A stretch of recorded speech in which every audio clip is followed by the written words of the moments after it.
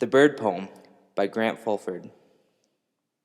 I bet you heard that the bird is a word, and if you haven't, I'll have a word about a bird so I can share what I heard. The bird looks like a crow, I tell you so, but I'll show you the differences if you don't know. You see, this bird has a past which you'll hear at last, and it won't be over too fast, because way back when, every now and again, you could hear the song the raven sends. It was a beautiful sound from the ground to the mounds at the top of the mountain, as if it were in rounds. Her call to all would make you stall and be enthralled from winter to fall. What she would sing would cover everything and be so enchanting it would make your heart ring. But jealousy ran thick enough to make some sick, as they would look for a quick fix to nix the raven's soothing licks. That grumpy old owl, well, he thought the raven's song was foul and had to plug his ears with this trusty old towel. He tried to sleep throughout the day so at night he could play, but the raven's words kept him wide awake, and he could not sleep a wink, so he had to think of a link that would make the raven's voice shrink. But that owl was wise and had many supplies to cause the demise of the singing he despised, so he whipped up a potion that would cause a commotion and get his plan into motion. Fun fact, the raven was a scavenger and managed her food according to what had once been others, and the owl knew that, so he set up a trap of rats, bats, gnats, and sat back and relaxed and patted himself on the back.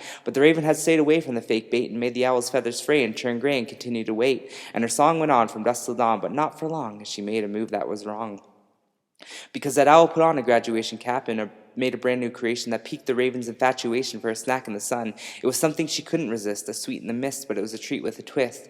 As she chewed the food, it put her in a lewd mood, as if her beak was glued, and she clued in to what the owl had done. So instead of a sound that put others in awe, it became a caw in the raven's major flaw. But there's a happy ending, as the unintended sound started trending and began penning a new star for all. The brand new voice became the choice for all the ravens, and they became rejoiced as they shared the same feathers. They were a flock together and never severed their ties to one another.